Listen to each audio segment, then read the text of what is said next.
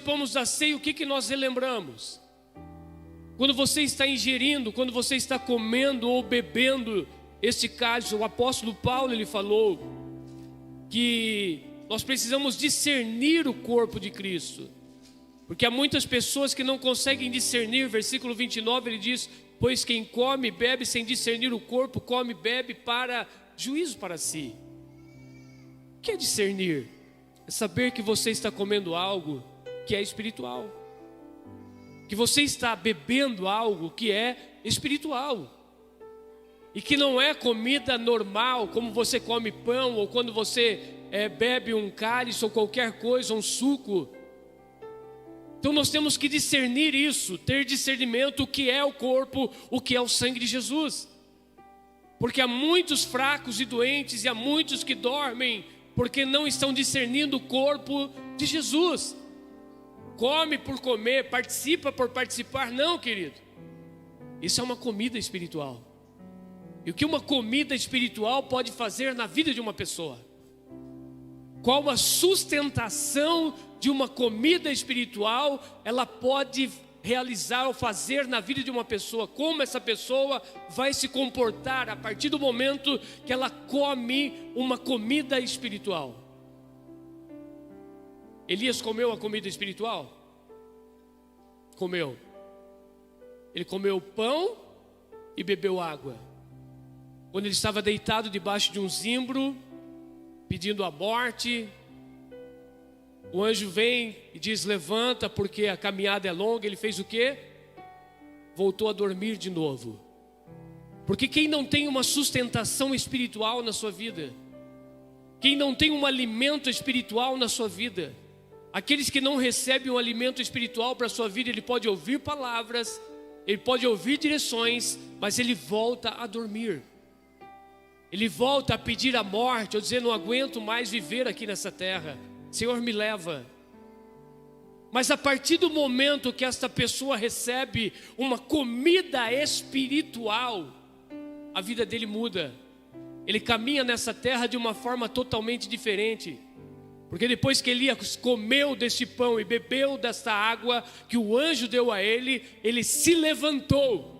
E a Bíblia diz que com a força daquela comida, ele caminhou 40 dias e 40 noites com a força daquela comida.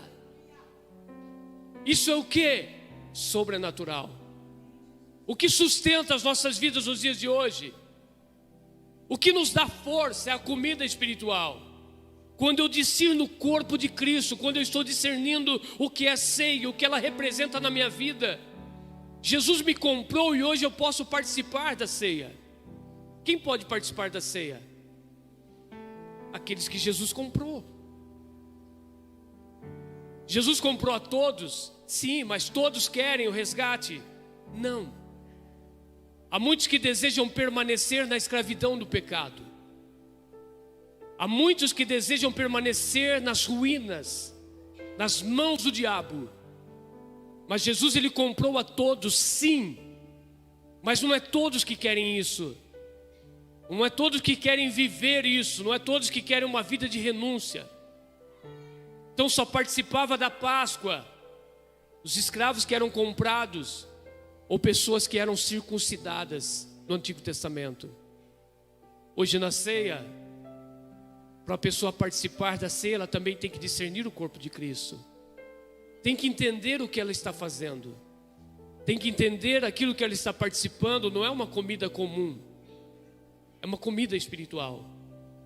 E quando nós comemos discernindo que é uma comida espiritual, nós temos força para caminhar aqui nessa terra. Com a força da comida que nós recebemos, que é espiritual. Porque isso aqui não é para matar fome. Isso aqui não é para matar o desejo de eu quero experimentar como que é. Não, querido. Não é isso. É coisa espiritual, não se explica, se vive. Há muitas pessoas talvez tenham curiosidade de o que gosto tem. Que gosto tem o matzá? Nada. Quando Jesus está subindo ao Gólgota, quando ele está indo com aquela cruz, com o rosto totalmente desconfigurado, Jesus estava lindo naquele momento? Não. O profeta Isaías diz que ele não tinha beleza e nem formosura. Que momento que Jesus não tinha beleza e nem formosura? O momento que ele estava indo ao Gólgota, ao monte chamado Caveira, ao momento que Jesus estava sofrendo, talvez com o rosto totalmente inchado, sangrando, sem forças, mas estava ali, não chamava a atenção de ninguém, pessoas vaiando, seus próprios irmãos judeus, gritando ou aplaudindo aquele momento da morte de Jesus. Então o corpo dele não chamava a atenção de ninguém, a beleza de Jesus não chamava a atenção de ninguém. Um pão matizá não chama a atenção de ninguém, porque é água e é trigo. É água e trigo. Não tem gosto, não tem sabor, não chama a atenção de nada. Amém? Mas quando nós temos a visão espiritual, nós sabemos que isso é o corpo de Cristo, é uma comida espiritual, e isso fortalece a nossa vida a cada dia. Quando eu como e participo da ceia do Senhor, eu tenho força para mais 30 dias, é isso que nós falamos? Estou reabastecido. Então toda comida espiritual traz sustentação. Então eu digo mais uma vez, não é uma comida simples. Não é um simples pão que você vai pegar na sua mão nessa noite e comer. Não é um simples suco de uva que você vai pegar na sua mão e beber. Discerna que é o corpo de Cristo. Porque a partir do momento que nós oramos e consagramos, então é algo consagrado a Deus. Amém? Tudo que vem do céu e é espiritual, e nós apropriamos aquilo, nos dá força e capacidade para enfrentar qualquer tipo de dificuldade. Outra comida espiritual. E teve um povo na Bíblia que vocês conhecem, que andou no deserto por 40 anos. E qual a comida que eles tinham todos os dias? Uma comida chamada... O que significa a palavra maná? Manhu? Que é isso? Ou às vezes as pessoas, por que isso? Por que participar da ceia? O que significa isso? Na visão do mundo não tem nada a ver, tem tudo a ver. Quando o povo se deparou no deserto com o maná, a primeira palavra que eles falaram é: o que é isso? Eles nunca tinham visto nada igual. E aquilo era a comida que Deus estava enviando para sustentar eles todos os dias. E eles comiam aquele maná todos os dias. Eles venceram guerras, eles venceram batalhas, eles conquistaram cidades, eles conquistaram nações inteiras com a força. O que dá força a um guerreiro? O que dá força a uma pessoa a ir a uma guerra e vencer? É ser forte. Agora imagine comigo um maná todos os dias, que parecia uma geada. Todos os dias, quando o hebreu acordava, a primeira coisa que ele se deparava, olhava para a sua casa e estava branco, como uma lã, como uma geada. Ele tinha que ir e colher, levar para onde? Para a sua casa. Então quando nós levamos Cristo para a nossa casa, e quando nós ingerimos a palavra de Deus também na nossa vida, nos tornamos fortes para andar nessa terra, para vencer. Então, queridos, vocês não são fracos. O mundo talvez olha para a igreja e diz: esse é um Zé Povinho. Não são ninguém, não tem capacidade para nada, são fracos. Mas isso está mudando. Por que isso está mudando? Porque a igreja está abrindo os olhos. Porque a igreja está sabendo quem ela é em Cristo Jesus. Então nós sabemos e entendemos. E quando nós nos alimentamos de uma comida que é de Deus e que é espiritual, ninguém para a nossa vida. Você pode sair daqui dessa noite fortalecido pelo Senhor. Você pode sair daqui dessa noite curado também e fortalecido. Amém? Nada para a nossa vida. Aquilo que é espiritual nos sustenta, dá força ao nosso corpo físico, porque é o Espírito que fortalece as demais coisas. Não é um corpo comum. O corpo ele vai se desfazer, vai voltar ao pó, mas o Espírito vai voltar a Deus, é eterno. Então nós somos um Espírito que habita em um corpo. Não é o corpo, mas é a comida que nós ingerimos, que é espiritual e que fortalece também o nosso corpo físico. Amém ou não amém? Então nessa noite discirna, tenha discernimento, participe, entendendo? Eu vou me alimentar dessa comida nessa noite. Isso é o corpo e é o sangue de Jesus que foi derramado por mim. Isso vai me fortalecer. Eu vou ter força para caminhar. Você vai ter a força de Caleb. Quantos anos ele estava? 85 anos. É isso, pastor? Você mestrou esses dias, me ajuda aí.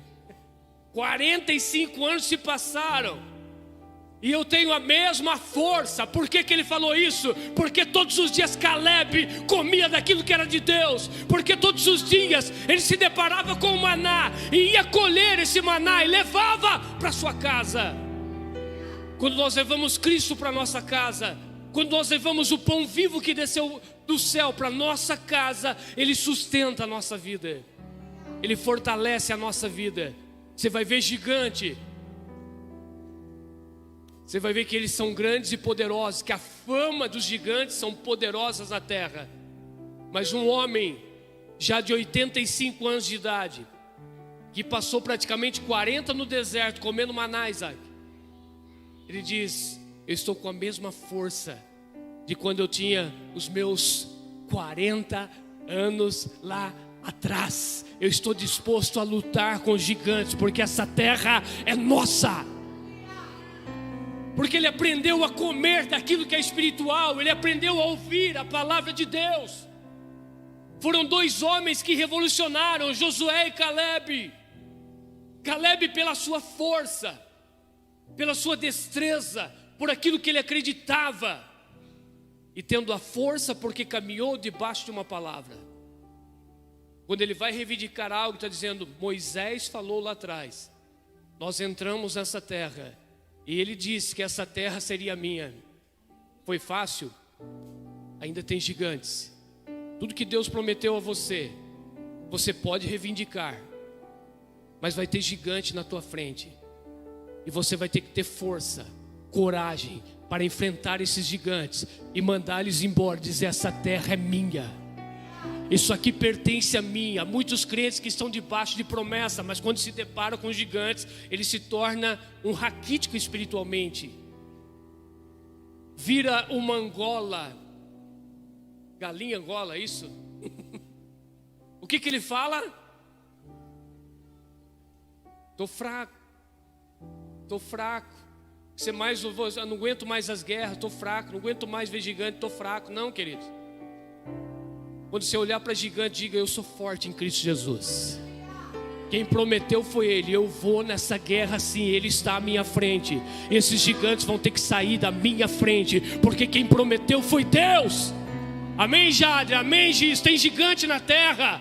Se levanta, fortalece, diz: quem prometeu foi Deus. É a força de Caleb. É força de alguém que se move pela palavra. É força de alguém que se move por uma palavra na sua vida, e ela está cravada dentro dele, e ninguém tira isso. Você pensa que você vai chegar, está debaixo de uma promessa, vai chegar em algum lugar, fala: está tudo limpo, ó, Deus já veio, já tirou todo mundo daí. Não, você tem que ir, querido. Você vai ter que caminhar, você vai ter que pegar a sua arma, você vai ter que ir para a guerra. Você vai ter que ver o tamanho do seu adversário. Agora vai depender de você, da sua visão, aquilo que vai projetar o seu futuro, daquilo que você libera, daquilo que você declara diante das situações, é aquilo que vai declarar o seu futuro amanhã. Se você olhar para a dificuldade, dizer que eles são maiores do que você volta para trás e fica mais 40 anos rodeando a terra, andando, reclamando, murmurando, vendo mortes, e nunca vai chegar. Mas quando você olha para a dificuldade, acredita na palavra que está sobre a sua vida e se move através dela, então o milagre acontece. Caleb se moveu pela força, Josué se moveu pela palavra. Alguns crentes são fortes, outros talvez não apareçam tem tanto. Alguns crentes são de guerra, são de batalhas, guerras espirituais, vão às lutas, são os intercessores que estão ali, estão de peito aberto. Outros são aqueles que se movem mais pela palavra. Deus disse o que a Josué? Meu servo Moisés morreu. E agora, o que eu vou fazer? Josué, seja forte e corajoso. Mas o que chama atenção é forte e corajoso. Você se torna forte e corajoso meditando na minha palavra. O que vai fazer você forte e corajoso a enfrentar as dificuldades, os desafios que vier na sua vida, é meditar a cada dia na palavra. Medita dela dia e noite. O que é meditar? Não é ler. Entra, penetra dentro de você, e aquilo vai sendo gerado dentro de você, e a palavra vai ficando dentro de você e não só na sua mente. Porque há pessoas que têm a palavra só na mente, mas não está dentro de você, então não vai acontecer nada. Se a palavra está só na mente, querido, então significa que você vai falar, como aqueles homens que viram Paulo expulsando demônios. Até está no capítulo 19, mas hoje nós não vamos falar sobre isso, que nem vou pregar mais, já não vou entrar em Atos. Amém? Alguns homens viram Paulo fazendo milagres, prodígios, os lenços de Paulo curando, os demônios indo embora, libertação em Éfeso, aquela cidade, porque era uma cidade também carregada de demônios, um lugar consagrado à deusa Diana, manifestações de demônios naquele lugar. E Paulo então, ele começa a manifestar o poder de Deus naquele lugar. Alguns homens dizem que eram filhos de sacerdotes. Não adianta ser filho de pastor, não adianta ser neto de pastor, ou bispo, ou apóstolo, ou querubim, ou serafim. Não adianta. Não adianta você ouvir falar e falar: opa, deu certo essa palavra, eu vou começar a usar na minha vida. A palavra na sua mente não funciona, funciona a palavra que está dentro de você e no seu coração. E aqueles homens, então, moços viram, então, opa, nós vamos começar a se mover aqui. E o que ele está fazendo deu certo, porque no nome de alguém ele expulsou demônios. E aí eles usaram a mesma técnica. Para uns funciona, porque tem relacionamento com Deus. Para outros não vão funcionar, porque ele ouve falar e quer imitar e fazer a mesma coisa. Não vai dar certo, porque não tem relacionamento com Deus. E esses moços então foram expulsar o demônio. Deu certo? Como que se expulsa um demônio? O nome. Eles fizeram certo, Jader? Expulsaram o demônio no nome de quem? No nome de Jesus. Por que não deu certo? Porque eles não tinham relacionamento com Jesus. Porque eles conheciam Jesus histórico. Porque eles conheciam Jesus de ouvir falar. Porque eles conheciam Jesus somente de alguém que falou uma história de alguém. Mas o Paulo não, um homem que teve relacionamento e que era cheio do Espírito Santo. A grande diferença está aí. Há muitas pessoas que ouvem falar e tentam imitar. Ah, deu certo lá, vou fazer aqui. Por que não está dando certo? Porque está faltando relacionamento com Deus. Amém? Então a palavra tem que estar dentro de nós. E meditar na palavra é você fazer com que ela entre dentro de você. Como que é a palavra, pastor Delmar, quando vou ruminar? Você ouve, você lê, ela entra dentro de você, você rumina ela, você come de novo. O que isso significa? Mais vitaminas, mais sustentação. Quando o animal então ele rumina, ele volta, ele degusta novamente de tudo aquilo, ele está extraindo tudo que é de bom daqueles alimentos. Ele está extraindo toda a vitamina, todo o potássio, tudo aquilo que é de melhor. Então ele extrai tudo. A meditação da palavra é isso. É você ler, é você meditar, ela entrar dentro de você, é você ruminar ela, comer, mastigar novamente, extrair tudo que é bom e ela penetrar dentro de você novamente. Isso é meditação da palavra. Vamos meditar na palavra hoje, vamos ler tal? Peraí, mas isso tem que entrar dentro de você. Tem que penetrar dentro de você. A palavra de Deus, ela é como uma espada de 2 gumes. Ela entra e penetra entre juntas e medulas, que faz separação do quê? Mais uma vez, que faz separação do quê? Alma e espírito. Por quê? Alma é intelecto, é emoção.